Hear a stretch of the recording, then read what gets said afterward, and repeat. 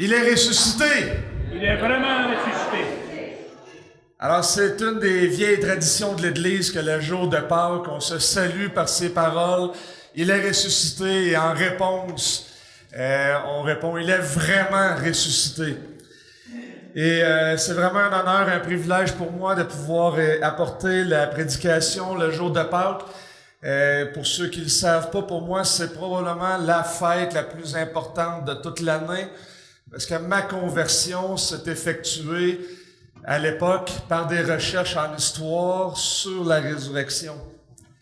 Et à force de regarder les évidences que j'avais ramassées, j'en suis venu à me convertir finalement. Et méditer sur Pâques, méditer sur la résurrection, c'est méditer sur notre espérance. Et quand que Will m'a demandé on a entendu les textes tantôt de la famille pour les lectures, puis Will, quand il m'a approché pour le conseil, on organisait le vendredi, puis tout ça, puis il m'a dit, essaye de choisir un des 3 passages qu'il y a là, et c'est sans hésitation que j'ai choisi 1 Pierre, chapitre 1, versets 3 à 5, qui se trouve à être un de mes passages préférés dans les Écritures, fait que c'est comme un double honneur. Je peux mourir après la prédication, ça va être correct. Et donc, je vous invite à tourner avec moi dans la première lettre de Pierre.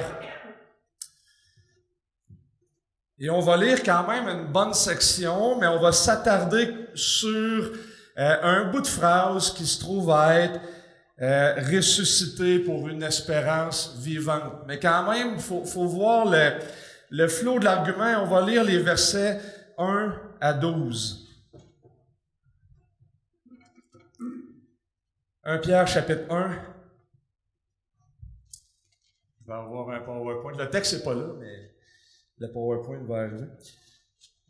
Pierre, apôtre de Jésus-Christ, aux élus qui sont étrangers dans la dispersion au pont en Galatie, en Cappadoce, en Asie et en Bithynie, élus selon la prescience de Dieu le Père par la sanctification de l'Esprit, pour l'obéissance et l'aspersion du sang de Jésus-Christ, que la grâce et la paix vous soient multipliées.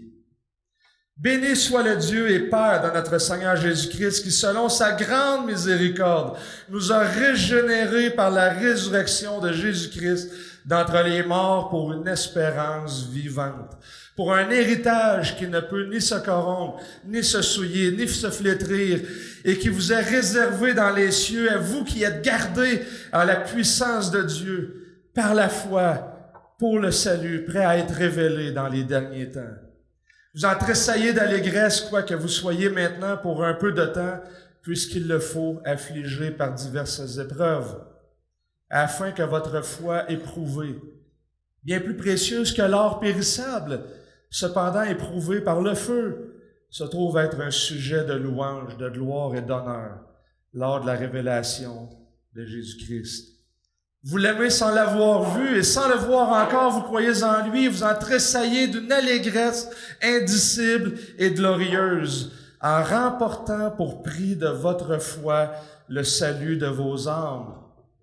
Les prophètes qui ont prophétisé au sujet de la grâce qui vous était destinée ont fait de ce salut l'objet de leur recherche et de leur investigation. Ils se sont appliqués à découvrir à quelle époque et à quelles circonstances se rapportaient les indications de l'Esprit de Christ qui était en eux et qui d'avance attestaient les souffrances de Christ et la gloire qui s'en suivrait. Il leur fut révélé que ce n'était pas pour eux-mêmes, mais pour vous qu'ils étaient ministres de ces choses. Maintenant, elles vous ont été annoncées par ceux qui vous ont prêché l'Évangile, par le Saint-Esprit envoyé du ciel, et les anges désirent y plonger leur regard. Lisons le verset 21 aussi du même chapitre. Par lui, vous croyez en Dieu qui l'a ressuscité d'entre les morts et lui a donné la gloire, afin que votre foi et votre espérance soient en Dieu.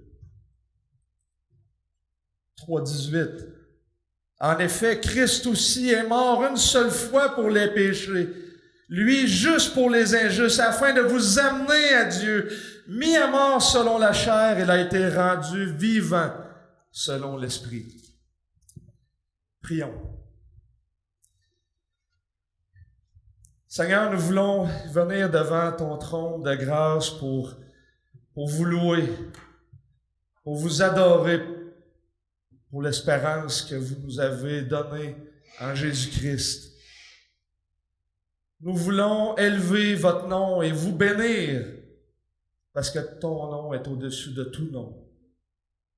Et c'est bien humblement que nous voulons vous demander d'ouvrir notre cœur à votre parole inspirée.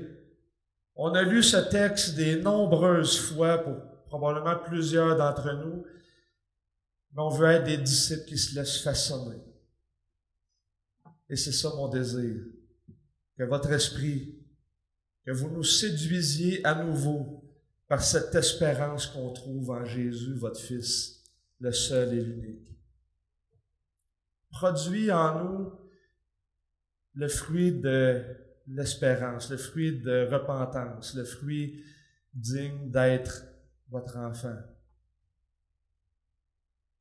Et mon cœur désire que s'il y a des personnes qui ne sont pas sauvées, le soient. Qui puissent saisir cette espérance que vous donnez. Et si c'est ça, votre volonté, attirez-les à vous par votre parole. L'espérance. L'espérance, ça vaut la peine de réfléchir au sujet de l'espérance un petit peu avant d'embarquer dans le texte, parce que le mot espérance a, dans notre culture, un sens un peu différent de ce qu'on voit dans les Écritures. Le terme espérance, dans notre langage commun, a des connotations, des fois, que le langage biblique n'a pas. Et le langage biblique en a, au moins une, qu'il faut voir parce qu'elle est vraiment importante. Mais dans notre culture, premièrement, l'espérance, c'est souvent le fruit d'un désir personnel. J'espère qu'il va arriver ça ou ça ou ça. Mais deuxièmement, c'est que l'espérance va souligner aussi une forme de doute. J'espère qu'il va arriver ça ou ça ou ça, mais je suis pas certain. Et en général, lorsqu'on n'a pas d'espérance, il y a quelque chose qui va le remplacer. Et c'est Don Carson, dans un message à un moment donné, qui parlait de l'espérance, puis il soulignait il dit, si on n'a pas du tout d'espérance, ou quand l'espérance, elle est complètement partie, ça peut produire une des deux choses dans notre vie, soit la haine, ou soit la dépression. Et il suffit de regarder, par exemple, les écrits des personnes qui ont sorti des fameux camps nazis, Auschwitz et tout ça, et combien de personnes ont fini par se suicider après être libérées des camps. Il n'y avait plus d'espérance. On vit d'espérance, le saviez-vous? Aujourd'hui, c'est malheureusement culturel de mettre des personnes âgées dans des foyers et des oubliés pour la plupart du temps. Pour beaucoup, pas pour la plupart du temps, mais pour beaucoup. Et enlever-leur toute espérance. Et là, on en passe des lois pour abréger leur souffrance. Et on en passe, mais ça, c'est pas chrétien. C'est pas une manière de réfléchir l'espérance. L'espérance a des implications vraiment importantes. Et le Nouveau Testament parle souvent d'espérance. Abondamment d'espérance. Et même si je vous disais, c'est qui l'apôtre de l'espérance? Et si vous connaissez votre Bible, probablement que vous répondriez Pierre.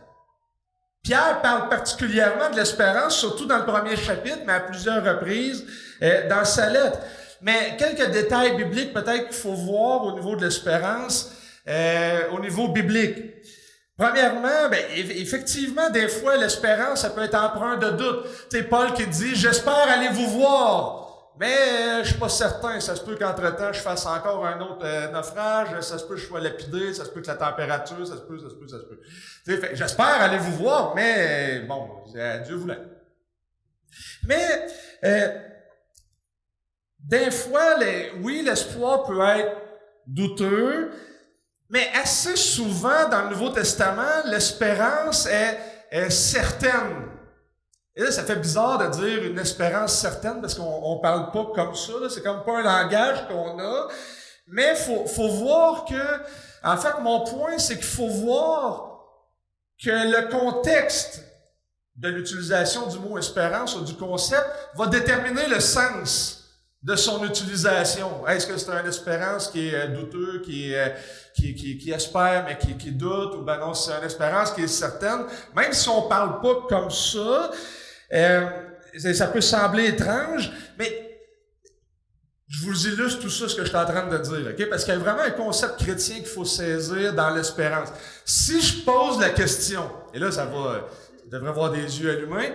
Si je vous pose la question, voulez-vous aller au ciel après votre mort? Oui. Un non-chrétien va dire, je l'espère, mais je suis pas sûr. Je parlais, il y a 2 semaines, j'ai une de mes clientes qui est médecin, puis elle a fini par me dire, on a parlé du ciel, elle a fini, puis c'est elle qui a lancé le sujet, puis elle a fini par me dire, si le ciel existe, ben j'espère bien y aller, tu sais, j'ai quand même une bonne vie, puis tout ça. Ben, tu sais, évidemment, elle met la table pour une belle discussion, mais je l'ai pas brutalisé tout de suite, là, ça va venir. Mais j'espère, mais je suis pas sûr. Mais si je pose la question à un chrétien, voulez-vous aller au ciel après votre mort? Puis là, la réponse est, oui, je l'espère, mais il y a quelque chose de plus. C'est l'espérance chrétienne. Et ce qui fait que c'est une espérance chrétienne, c'est que c'est empreint d'une attente.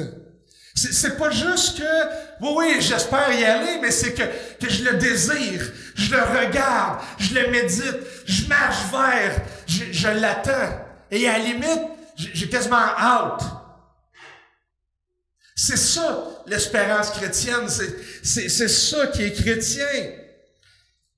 C'est que c'est empreint d'une attente. Et bibliquement, l'espérance, ça dépend du contexte. Mais Pierre, ici, béni soit le Dieu et Père de notre Seigneur Jésus-Christ, qui, selon sa grande miséricorde, nous a régénérés par la résurrection de Jésus-Christ d'entre les morts. Et il va parler de l'espérance assez souvent. Verset 13, c'est pourquoi affermissez vos pensées, soyez sobres, ayez une parfaite espérance en la grâce. Une parfaite espérance dans la grâce qui vous est donnée. C'est quelque chose qui est certain et qui est assuré de par la résurrection de Jésus-Christ. Aussi certain que Jésus-Christ est ressuscité d'entre les morts, aussi certain vous pouvez avoir l'espérance que s'il vous a racheté, s'il vous a mis dans sa famille, vous allez avoir cette espérance et l'héritage qui vient avec. Et ça, c'est notre attente. Alors, c'est quand même impressionnant parce que d'entrée de jeu, dans l'introduction, on sait à qui Pierre parle. Et au fur et à mesure du texte, on va voir que Pierre, il va revenir souvent sur un thème, celui de la souffrance. Mais d'entrée de jeu, il parle à ces chrétiens, Pierre, apôtre de Jésus-Christ, aux élus qui sont étrangers. Je vais le traduire différemment, qui sont dans la diaspora. Donc, c'est un terme qui, en fait, il était tout au nord-ouest, là, ce qui se trouve être un peu plus la Turquie, là, mais toute cette zone-là, ils étaient tous dispersés, ils étaient tous pas chez eux. C'était des chrétiens à la fois juifs et non-juifs, parce qu'un petit peu plus tard, il va parler qu'ils ont été rachetés d'une vaine manière de vivre. Alors, c'est très peu probable que Pierre aurait dit de juifs que vous viviez avant d'une vaine manière de vivre. Il n'aurait pas appliqué ça. Un petit peu plus tard, chapitre 2 va dire, vous étiez des étrangers de Dieu. Il n'aurait pas dit ça d'un juif. Fait qu'on sait qu'il y avait des païens, des non-juifs qui formaient la communauté des chrétiens, mais aussi, au verset 2, c'est qu'il utilise, dont le mot diaspora, au verset 1 aussi, il utilise des termes juifs, appliqués aux juifs, issus de la tradition juive, mais pour l'appliquer à l'Église, en disant, vous êtes tous dans la diaspora. Et pour les Romains de l'époque, c'était très, très probable que, t'es un chrétien, c'était comme un juif. Fait que quand c'est le temps des déportations, tu passes dans l'eau. Et donc, il parle à ces personnes-là. C'est des étrangers. Et aujourd'hui, ce que je veux faire avec vous, c'est deux choses. Oui. Nécessairement. Problème que Paul lui-même n'a jamais vu.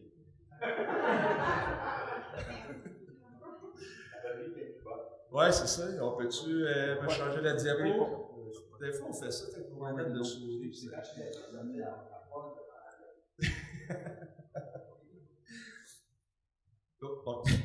Bon, c'est la batterie, c'est ça que ça fait. Donc, on va voir quel est le fondement de notre espérance et en fin de compte, comment que la résurrection nous régénère pour une espérance vivante. On va voir un peu, j'espère, la mécanique. Mais Pierre, dans sa lettre, va parler de plusieurs manières de la souffrance. Il va dire, par exemple, au verset 6, qu'ils subissent diverses épreuves, donc des choses vraiment générales. Il va parler de la souffrance en général dans une quand même assez longue section. Et même, il va revenir sur la souffrance au chapitre 4. En parlant, il va utiliser le mot « la fournaise de l'épreuve », participer aux souffrances du Christ. Donc, les chrétiens vivaient toutes sortes de souffrances, mais ils semblaient vivre particulièrement des souffrances du fait qu'ils étaient chrétiens. Et donc, Pierre écrit à ces personnes-là qui souffrent. Et là, qu'est-ce qu'on veut dire à des personnes qui souffrent? Et la première chose que Pierre fait, c'est ce qu'on appelle en théologie une doxologie, une parole de louange.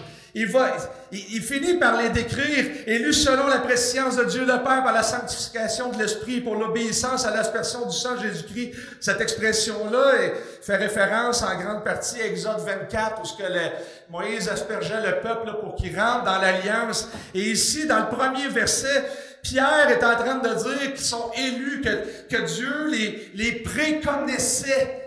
Ils étaient déjà dans une relation de préconnaissance avec eux. Et ils ont été sanctifiés, ils ont été mis à part.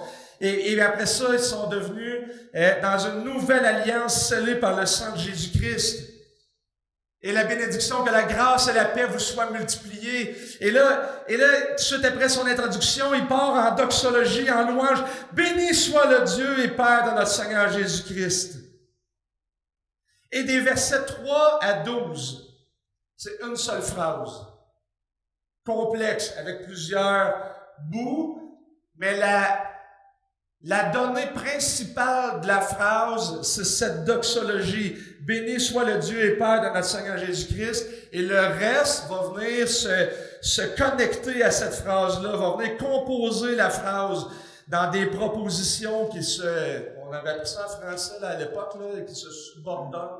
Bon, je détestais le français, et depuis que je prêche, j'ai jamais fait autant de français que ça de ma vie.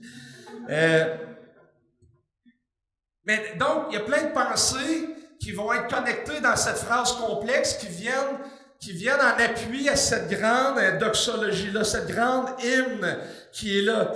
Et là, j'ai lu la section, mais l'argument de l'apôtre, je vous l'ai mis dans une phrase, là, c'est que la ligne de pensée des versets 3 à 12, on pourrait le résumer à peu près comme ceci. La doxologie, c'est cette hymne, fournit le contexte de la nouvelle vie des chrétiens en Christ, parce que leur expérience de la souffrance et de la douleur dans les épreuves et leur salut présent et final sont le but non seulement de leur foi, mais aussi du plan de Dieu tel qu'il a été révélé aux prophètes. Et donc ça, c'est la ligne de pensée de cette longue phrase. Et aujourd'hui, je vais me concentrer sur ce bout de phrase-là, de cette espérance vivante-là, parce que Pierre suppose que chaque chrétien, relisons-le, béni soit le Dieu et Père de notre Seigneur Jésus-Christ, qui, selon sa grande miséricorde, nous a régénérés par la résurrection de Jésus-Christ d'entre les morts. Pierre suppose que chaque chrétien est régénéré, ou si vous aimez mieux, né de nouveau, et il suppose que tous ceux qui sont nés de nouveau ont une espérance vivante. Si vous êtes chrétien, Vous êtes nés nouveaux. Vous avez une espérance vivante. Et quel est le fondement de cette espérance? Pierre, je pense, dans ce verset, va donner 3 fondements pour notre espérance. La miséricorde, la nouvelle naissance, la régénération et la résurrection. Commençons par la miséricorde. Parce que c'est là que tout commence.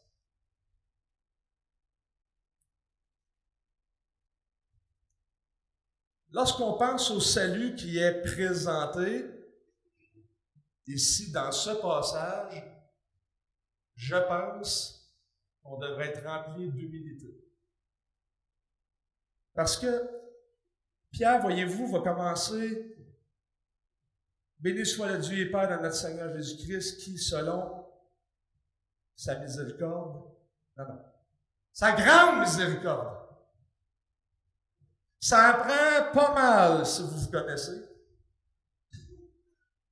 La miséricorde signifie qu'il n'y a personne dans cette pièce ou ailleurs qui mérite de recevoir quelque chose. Parce qu'on est tous misérables. Quand on pense à la miséricorde, souvent on a tendance à le mettre comme si c'était un synonyme de la grâce. Donc, grâce, miséricorde, des fois, on interchange un petit peu ça, mais ils ont des connotations un petit peu différentes. La grâce se rapporte plus au jugement, à la culpabilité, tandis que la miséricorde se rapporte plus à la misère. La miséricorde, c'est pas tant une émotion, mais une réponse pratique à la misère. Et lorsqu'une personne sait qu'elle est misérable, qu'elle ne mérite aucunement rien, bien, elle devient reconnaissante. Son langage va changer. Sa manière d'interagir avec les autres va changer. Ça va avoir des implications. Imaginez un enfant, par exemple, qui vient vous voir pour vendre du chocolat. L'enfant arrive, elle vous dit l'inflation est forte, c'est 4 piastres la palette. Fait 4 piastres la palette de chocolat. Tu sors 4 piastres, tu lui donnes, tu l'encourages. À ce moment-là, tu n'es pas miséricordieux. Tu es juste, tu lui donnes. Tu voulais l'encourager. Il n'y a pas de miséricorde. Mais, elle cogne à ta porte. Et là, tu la vois. Là, elle a un besoin, un voyage, ça, ses études, la pauvreté. Puis là, tu vois que tu es rempli de compassion, et tu dis, écoute, je veux t'encourager, tu sors 50 piastres, tu les donnes. Elle ne mérite pas. Je veux dire, c'était 4 piastres, puis tu as donné 4 piastres, c'est correct. Mais là, tu lui donnes 50 piastres, puis c'était rempli de compassion. Tu lui dis, je veux t'encourager. Tu es devenu miséricordieux à ce moment-là. Deuxièmement, la régénération. Et c'est ça que le Seigneur fait avec nous. Il nous a vus dans notre misère. Il a voulu entrer en relation avec nous. Et c'est pas juste un Dieu miséricordieux, c'est un Dieu qui exerce une grande miséricorde. Pourquoi? Parce qu'on est dans une grande misère. Si vous n'êtes pas convaincu de ça, c'est parce que tu te connais pas.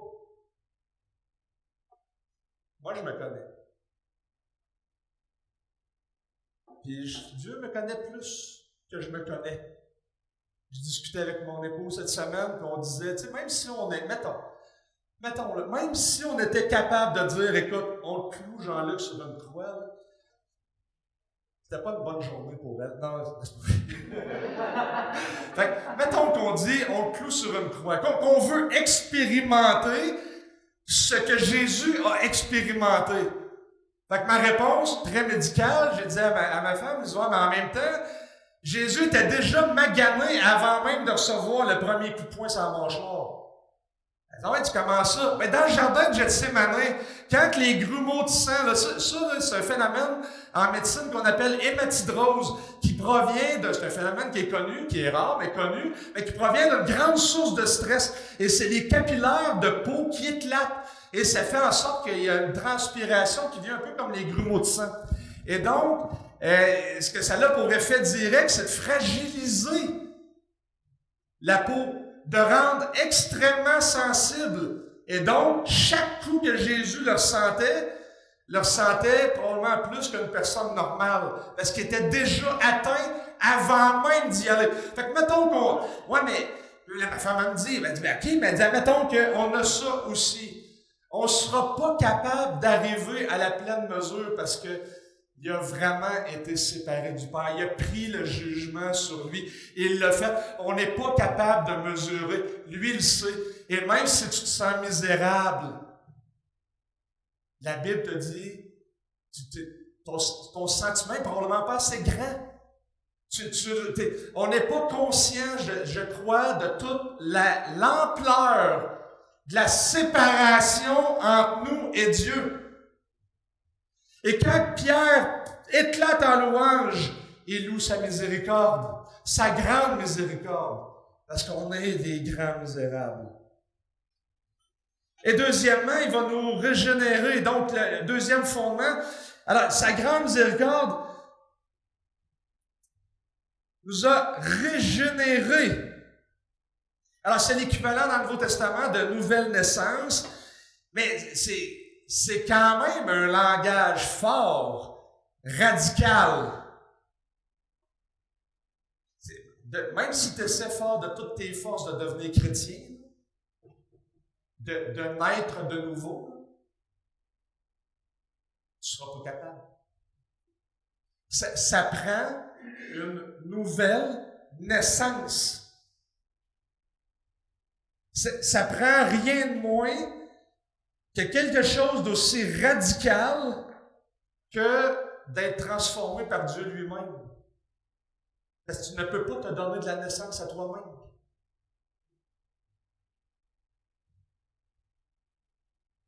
Des fois, on fait la joke, tu sais, des ados. Ouais, pas demander de vivre, tu sais, c'est Yvon Deschamps qui disait ça, tu sais. Son ado, là. Moi, je n'ai pas demandé à vivre. Il dit une chance parce que si tu l'avais demandé, on ne te l'aurait pas donné. Mais tu ne l'as pas demandé pareil. C'est pas de toi. Ta naissance n'est pas de toi. De la même manière que ta nouvelle naissance n'est pas de toi. Parce que tu es misérable. Notez encore une chose. C'est que nous sommes régénérés pour une espérance vivante. Mais le verset continue. Vous avez noté le « pour ». Et le verset 4 va détailler un peu le « pour » en disant « pour un héritage qui ne peut pas se corrompre, qui ne peut pas se dégrader, etc., s'inflétrer et compagnie. » Donc, on a comme un double. Le mot « héritage » implique un futur. Naître de nouveau, c'est avoir un héritage assuré. Et Pierre va donner trois caractéristiques, trois qualificatifs pour décrire cet héritage. Il ne peut pas se corrompre, il ne peut pas se souiller, il ne peut pas flétrir. Pierre veut souligner la permanence, la durabilité, la sainteté de l'héritage qui nous attend. Et là, c'est tellement présent à son esprit que ça transpire la lettre de Pierre. Là, j'espère qu'on va voir. Il y a plusieurs affaires là-dedans. Voyez-vous, on voit-tu le le voyez-vous? Moi, je le vois pas. Mais... Alors, même si je le vois pas, je sais pas ce que je pointe. Alors, béni soit le Dieu Père de notre Seigneur Jésus-Christ qui, selon sa grande miséricorde, nous a régénérés. 1 Pierre 1,23, vous qui avez été régénérés. Donc, on est dans la même thématique. Par la résurrection de Jésus-Christ entre les morts, pour une espérance vivante, pour un héritage qui ne peut ni se corrompre, ni se flétrir, ni se souiller, et qui vous est réservé dans les cieux. Vous avez été régénérés non par une semence corruptible, mais par une semence incorruptible. Alors, il y a quelque chose de permanent, quelque chose qui va durer. Mais cet héritage ne peut pas se corrompre. Dans notre passage, ne peut pas se corrompre. 1 Pierre 1,18. Vous savez en effet que ce n'est point par des choses périssables que vous avez été rachetés, mais par la vraie manière de vivre, héritée de vos pères. D'un côté, dans une nouvelle naissance, on hérite de nouvelles naissances par notre Père, on est intégré dans sa famille, mais à la base, on a hérité d'une nouvelle manière de vivre.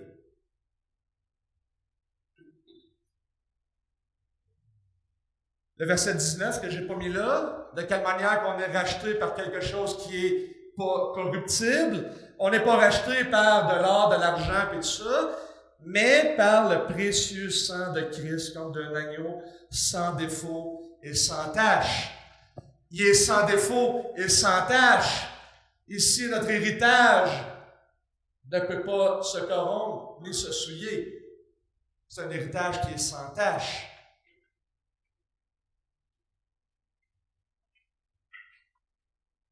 Notez qu'on est, par la résurrection, on est régénéré par la résurrection de Jésus d'entre les morts. En 1 Pierre 1, 23, vous qui avez été régénérés, non par une semence corruptible, mais par une semence incorruptible, par la parole vivante et permanente de Dieu. Verset 25, mais la parole du Seigneur demeure éternellement, de manière incorruptible, et cette parole est celle qui vous a été annoncée par l'Évangile. L'Évangile est le moyen par lequel Dieu attire des personnes pour leur donner une espérance vivante qui ne peut pas se corrompre. Et par la résurrection de Jésus-Christ entre les morts. Alors, vous voyez que c'est dans la pensée de Pierre. Ça l'imbibe la lettre. Et le langage de Pierre, je voulais que vous voyez que, tu sais, ça revient. Il y a d'autres liens entre les versets, mais j'en ai sauté parce qu'il y en avait d'autres, là. Mais, non, allons plus loin encore. C'est que l'héritage ne peut pas se corrompre. OK? On continue à lire. Regardez bien ça. Ça, c'était patient. Pour un héritage qui ne peut ni se corrompre, ni se souiller, ni se flétrir, et qui vous est réservé dans les cieux. Donc, il est réservé, il est gardé, il est assuré. Mais il n'y a pas juste notre héritage qui est gardé. À vous, verset 5, qui êtes gardés en la puissance de Dieu. Mais quelle puissance? La puissance de Dieu qui a ressuscité Jésus d'entre les morts. Par lui, vous croyez en Dieu qui l'a ressuscité d'entre les morts et qui lui a donné la gloire, afin que votre foi et votre espérance soient en Dieu. Les versets qu'on a lus au début. En effet, Christ aussi est mort une seule fois pour les péchés, lui juste pour les injustes, afin de vous amener à Dieu. Mis à mort selon la chair, il a été rendu vivant selon l'Esprit. Le même Esprit qui a ressuscité Jésus d'entre les morts nous est donné, nous régénère et nous garde. Et ça a des implications pour maintenant. De quelle manière vivons-nous notre espérance vivante? Pierre continue. Vous en tressaillez d'allégresse.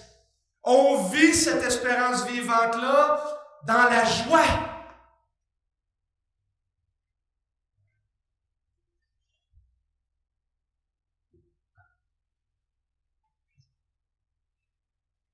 Quoique vous soyez maintenant pour un peu de temps, puisqu'il le faut, affligés par diverses épreuves, verset 6. afin que votre foi éprouvée. Et là, il fait une parenthèse. Votre foi éprouvée, parenthèse, plus précieuse que l'or périssable. Notez le langage, là, je ne l'ai pas mis là, mais je vous l'avais dit qu'il y avait d'autres passages. Cependant, éprouvé par le feu, fin de la parenthèse, se trouve être un sujet de louange, de gloire et d'honneur lors de la révélation de Jésus-Christ. Donc, on vit notre espérance vivante dans l'affliction, en étant éprouvé avec joie. Afin que votre foi éprouvée, qui n'est pas périssable, et n'est pas périssable parce qu'elle vous est donnée par Dieu. Éphésiens 2:8, la foi ne vient pas de vous, c'est un don de Dieu.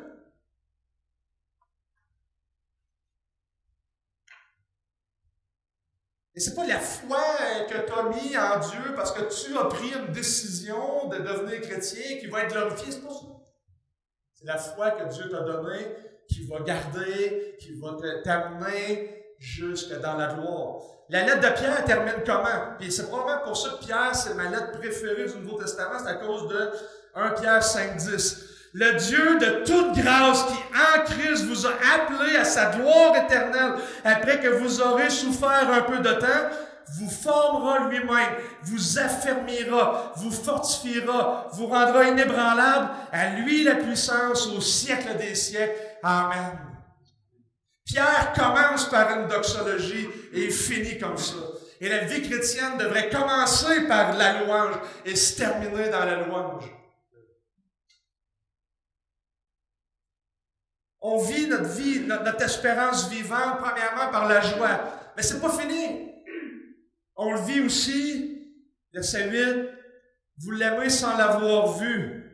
On le vit dans l'amour de Christ. Même Pierre était capable de dire à ses auditeurs, à ses lecteurs, vous l'aimez sans l'avoir vu. C'était des convertis de deuxième génération. Ils l'ont pas connu. Et sans le voir encore, vous croyez en lui et vous en tressaillez d'une allégresse indicible et glorieuse. Alors, c'est probablement un des versets qui façonne le plus ma compréhension de la vie chrétienne. Un des versets. Pourquoi? Parce que un chrétien est transformé dans ses affections, comme dirait Jonathan Edwards, est transformé dans ses affections et la vie chrétienne devient une vie d'affection pour notre Seigneur. Si on réduit c'est quoi le christianisme à sa plus basique information, c'est que avant, tu ne voyais pas que Jésus était glorieux, là, tu le vois. Avant, tu ridiculisais ceux qui croyaient à Jésus parce qu'ils disaient, c'est ça, tu l'as jamais vu, tu sais pas c'est qui, un vieux juif du 1er siècle. Et puis à un moment donné, quand la parole de Dieu rentre dans ton cœur, tu te retournes vers le Seigneur, puis à un moment donné, c'est comme si c'était des coquilles qui tombent de tes yeux, puis tu fais ça c'est le début de la vie chrétienne. C'est un mot hébreu.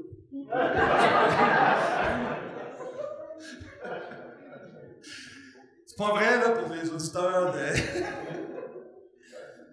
Mais notez de quelle manière, dans ce verset, la foi va se lever. Vous l'aimez sans l'avoir vu. Et sans le voir encore, vous croyez en lui, et la joie qui revient, vous en tressaillez d'une allégresse indicible et glorieuse. Deux qualificatifs pour décrire la joie de notre expérience de l'espérance.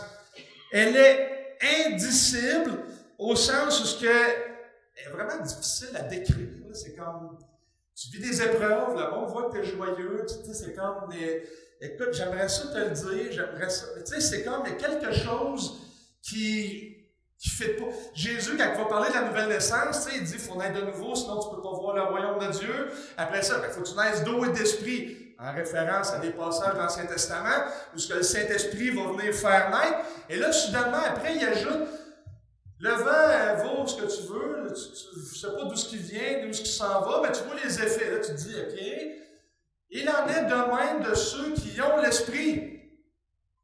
Il en est de même comment? Tu sais pas d'où l'esprit est arrivé, tu sais pas, mais tu vois les fruits. Alors, c'est comme pratiquement si Pierre décrivait un peu les enseignements que lui-même avait reçus de Jésus dans son langage à lui. Tu es en train de dire, ben écoute, on voit bien qu'il y a du monde qui sont chrétiens, mais qui ont reçu l'esprit, mais il y a quelque chose qui est indicible. Qu'on voit.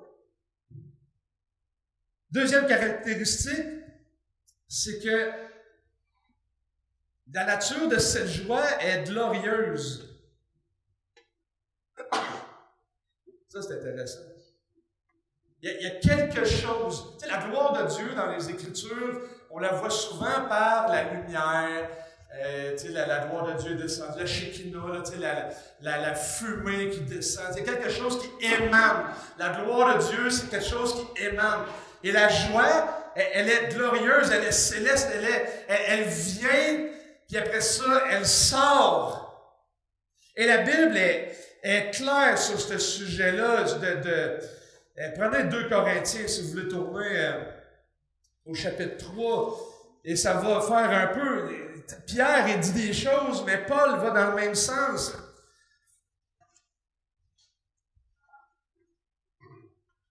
« 2 Corinthiens, chapitre 3, verset 16. « Mais lorsqu'on se tourne vers le Seigneur, le voile est enlevé. » Quel voile? Le voile qui nous cachait. Et là, on se tourne vers le Seigneur, et là, le voile est enlevé. OK? Or, le Seigneur, c'est l'Esprit. Et là où est l'Esprit du Seigneur, là est la liberté. Le voile tombe. On est libéré. Et là, Paul, c'est tout un enseignant. Là, il va nous donner une image pour comprendre ce qu'on est en train de voir. Nous tous qui le visage dévoilé, reflétons comme un miroir la gloire du Seigneur. Nous sommes transformés en la même image de gloire en gloire par le Seigneur, l'Esprit. Donc, l'image, c'est ça. C'est que, tu sais, un miroir, il y a une surface noire, une surface qui réfléchit, puis elle réfléchit parce que la surface noire, ben bon, OK? Mais là, le problème, c'est que la surface noire est comme vers le ciel. Puis là, ça crée un ombre à terre et on a aimé notre ombre. On aime les ténèbres. C'est ça que Jean dit dans le premier chapitre. On a aimé les ténèbres et on n'a rien voulu savoir de la lumière. Puis là, finalement, on l'a crucifié. Mais là, il y a quelque chose qui se passe. C'est que on tourne, on nettoie, on dépoussière tout ça, on tourne. Et là, on reflète la gloire comme un miroir. La gloire, elle n'émane pas de nous. C'est pou. Ça, paf, pou. Ça, c'est du grec. OK, donc on est là, puis la gloire se répand, c'est pas nous, mais il y a quelque chose d'indicible et glorieux. Et comment ça se fait? C'est pourquoi, ayant ce ministère, selon la miséricorde qui nous a été faite, nous ne perdons pas courage. Notez que la Bible est claire, perspicace, parfaite. Les thèmes, là, c'est comme, on dirait que c'est inspiré. Et Dieu, dans l'inspiration de sa parole, continue, verset 3. Si notre évangile est encore voilé,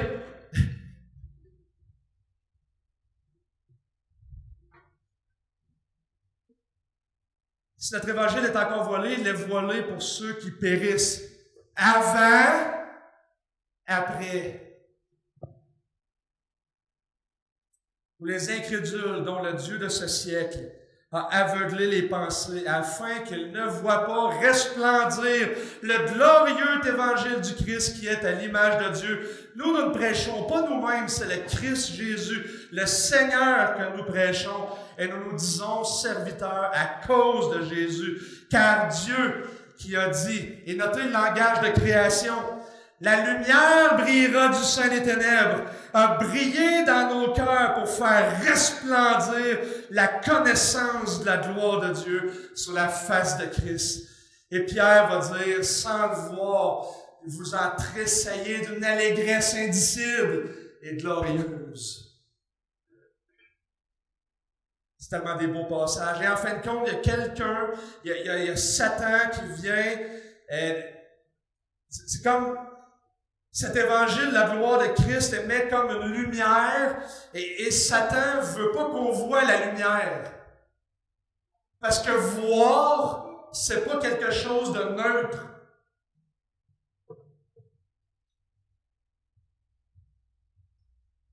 L'Évangile est proclamé et quand il est vu, on voit la gloire de Christ et ça nous transforme.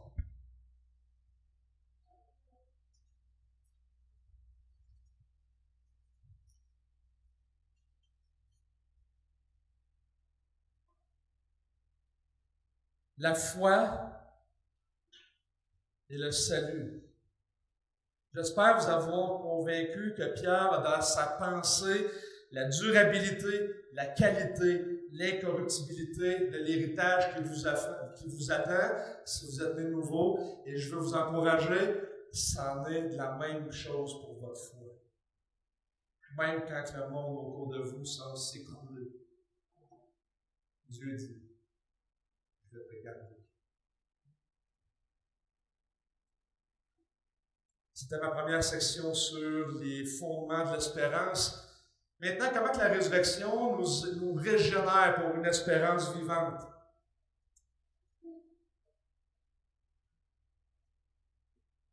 Il nous a régénérés par la résurrection de Jésus-Christ pour une espérance et pour un héritage.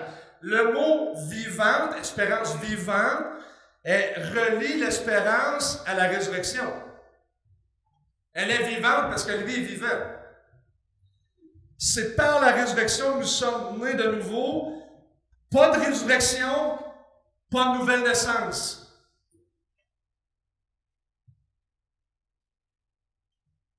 La nouvelle naissance, la régénération et sa conséquence, l'espérance vivante, sont liées nécessairement à la résurrection de Jésus-Christ. C'est la base. Comment ça marche? Comment ça fonctionne? On a déjà touché un petit peu. Possible à cause de la résurrection. Je pense que ça fonctionne à peu près comme ceci.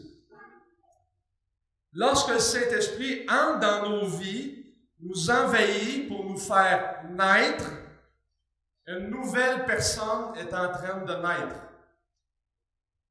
Et le Saint-Esprit est déjà amené au verset 1. Il va revenir plus tard, on a lu des versets, mais par la sanctification de l'Esprit. La sanctification est souvent connue comme un processus par lequel on devient de plus en plus saint, mais ici, dans le passage, c'est plutôt l'action d'être mis à part. Il est saint dans le sens qui est réservé. Il est mis à part par le Saint-Esprit. On est intégré dans une nouvelle famille. Nous sommes unis au Christ. Romains 6,5. En effet, si nous sommes devenus une même plante avec lui par la conformité à sa mort, nous le serons aussi par la conformité à sa résurrection. Colossiens 3,1. Si donc vous êtes ressuscités avec Christ, vous avez vu le temps de verbe? C'est fait. Si vous êtes ressuscités avec Christ, cherchez les choses d'en haut, où le Christ est assis à la droite de Dieu.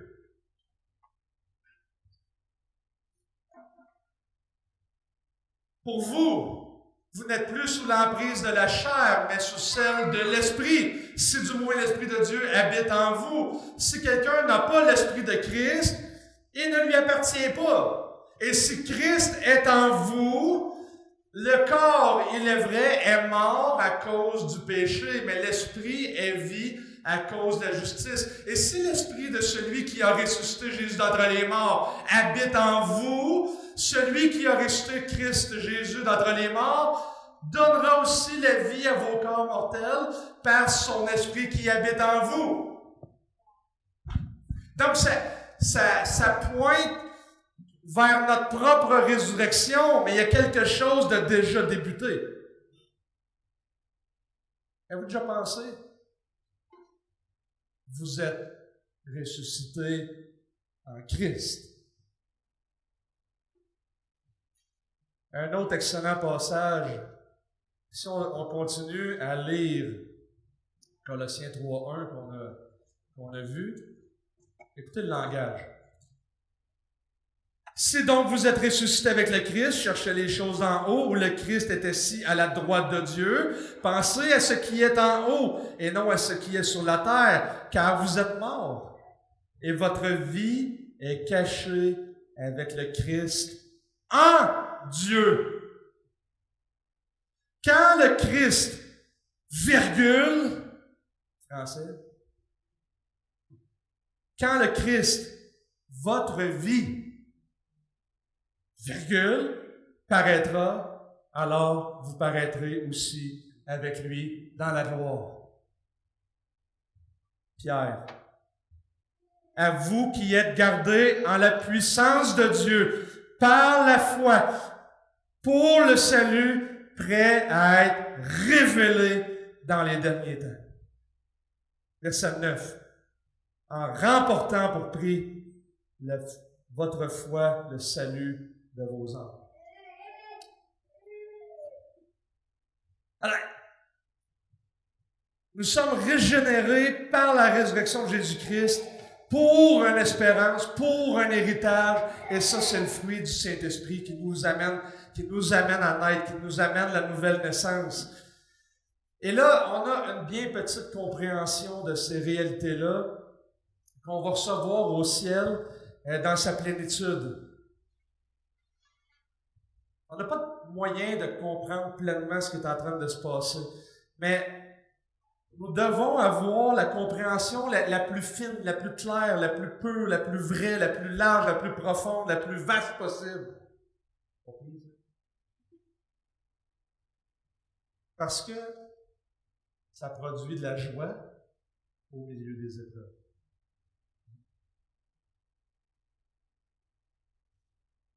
On fait beaucoup trop de cas de nos difficultés dans la vie. Si vous attendez trop de cette vie, vous allez être déçu. Si vous attachez votre joie ou si vous attachez votre sens de l'amour de Dieu à ce que vous possédez et à ce que vous avez seulement dans cette vie, vous allez être déçu. Ce que je suis en train de parler ici, là, ça porte un nom en termes doctrinal. Là. Doctrine qui veut dire enseignement. N'ayez pas peur de ce mot-là. Ce qui est en jeu ici, c'est notre union avec Christ. Notre union avec Dieu. Il y a plusieurs manières de réfléchir dans les Écritures à notre union avec Dieu. Et Pierre, dans notre passage, le fait en termes familiaux. On est amené dans une nouvelle famille.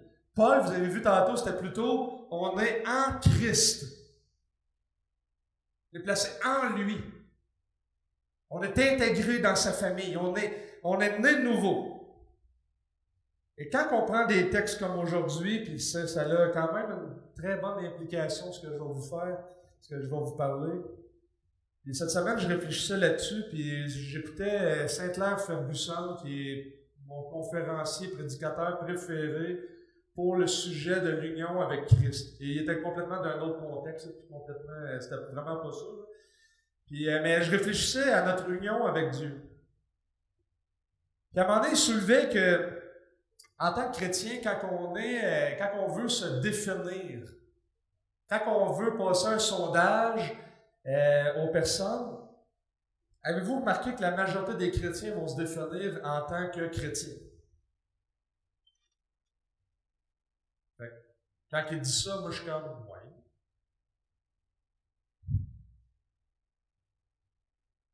Et là, des fois, on va utiliser du langage à peu près comme ceci. Laisse entrer Jésus dans ton cœur. Il faut recevoir Jésus dans ton cœur. Je vous invite à laisser entrer Jésus dans ton cœur. Et remarquez que l'accent du Nouveau Testament ne parle pas comme ça. En fait, l'accent dans le Nouveau Testament est plutôt de sortir de nous autres-mêmes et d'entrer en Christ. Quand il a dit ça, là, ça a fait « Ah! » Ça, c'est du latin.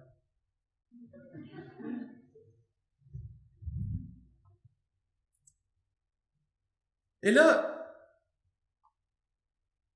Ferguson dit qu'on ne pense pas comme ça. Probablement, et là il en revient à ce que je disais, probablement parce qu'on est habitué ultimement, fondamentalement, à se définir comme chrétien et non pas comme quelqu'un qui est en Christ. Mais notez que le Nouveau Testament utilise 3 fois le mot chrétien. La première, c'est Paul à Antioche. Et ça venait pas des chrétiens eux-mêmes. C'est un mot qui provenant des autres pour dire que c'était des chrétiens parce qu'ils suivaient le Christ. Donc, ça venait de l'extérieur. La deuxième, c'est Paul aussi. Quand quelqu'un a demandé, penses-tu faire de moi un chrétien facilement? Et la troisième, c'est Pierre qui parle de la souffrance en tant que chrétien. Mais à l'origine, si on avait posé la question à ces chrétiens-là de l'époque, quelle est ton identité? Ils n'auraient probablement pas utilisé le mot chrétien, ça venait de l'extérieur. Un petit peu comme les puritains.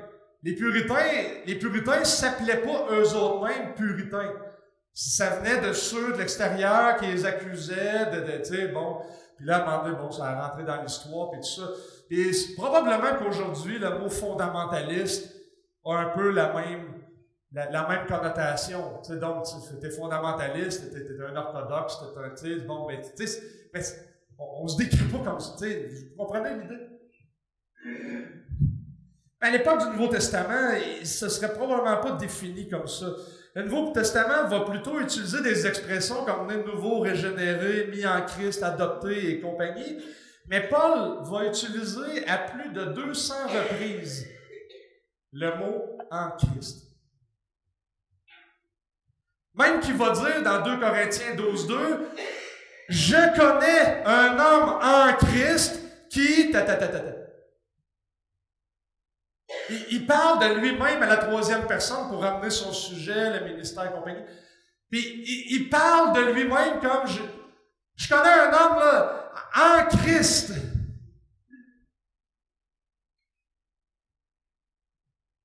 Tu sais, Pierre, à quel point Pierre va utiliser des variantes de ça. Il y a un langage Paul, là, et Pierre a son langage. Mais c'est l'idée qui est ici, c'est notre union avec Dieu. On est intégré dans sa famille, on fait partie de lui. Et pensez-y, Christ, votre vie.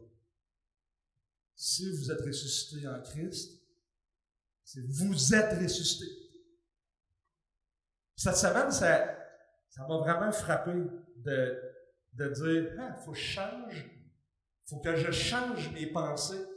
Sans le vouloir, moi aussi, j'ai peut-être tendance à dire « accepte Jésus », mais je fais attention aux phrases là, que j'ai dit tantôt, mais ma pensée va naturellement, on dirait, vers... Tandis que, non, c'est l'inverse. C'est nous qui entrons en lui. C'est nous qui se revêtit de sa vie. C'est nous qui prend la vie du ressuscité et qui a vie. C'est nous qui est en Christ. Christ est notre vie. C'est une manière de penser qui souligne qu'on est pris dans une autre famille. Ça change nos pensées, ça change notre approche, ça change notre perspective. Pourquoi Pierre parle de ces sujets? Je vais inviter les musiciens puis ceux qui vont être aux tables.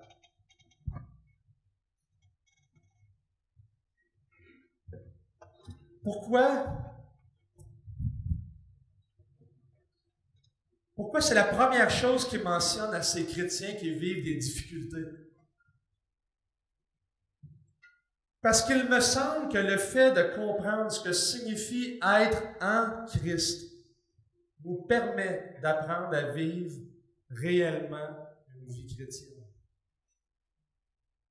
Dans la joie et l'amour de celui qui nous a rachetés. Ça donne un rythme, un équilibre, une clarté, une persévérance. Et ça, c'est les grands termes de l'Épître de Pierre qui ouvrent dans cette bénédiction-là.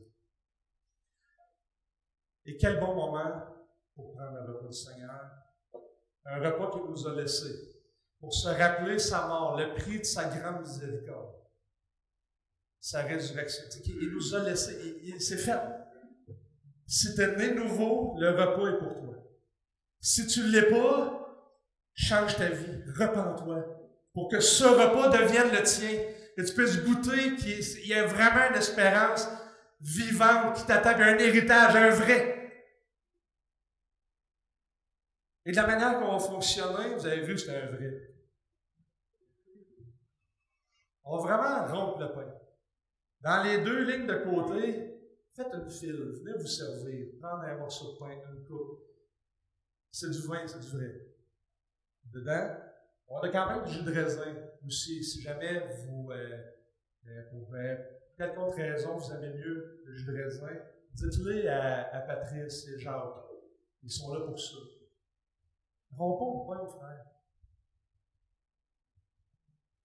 Il a donné sa vie pour nous autres. Il nous a donné, c'est un vrai pain qu'on peut voir, toucher, goûter, sentir.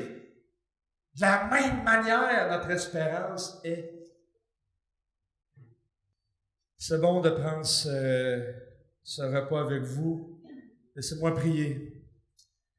Seigneur, c'est un temps idéal pour te louer et confesser que nous ne méritons pas votre grâce et votre miséricorde. Et moi le premier. Je suis si misérable. Et nous le sommes. Pardon. Et qu'il est bon de recevoir un Christ qui s'est humilié pour nous dans un cœur rempli de reconnaissance. Et nous voulons être reconnaissants. Et nous le sommes. Nous voulons nous rappeler que vous êtes notre unique, seul et glorieux moyen de salut, qu'on peut pas recevoir nulle part ailleurs. Merci pour cette invitation à manger et boire de cette coupe à votre table. Seigneur, fais que nous soyons à toi, tout à fait à toi. Béni soit ton nom. Amen. Amen. Mangeons et buvons.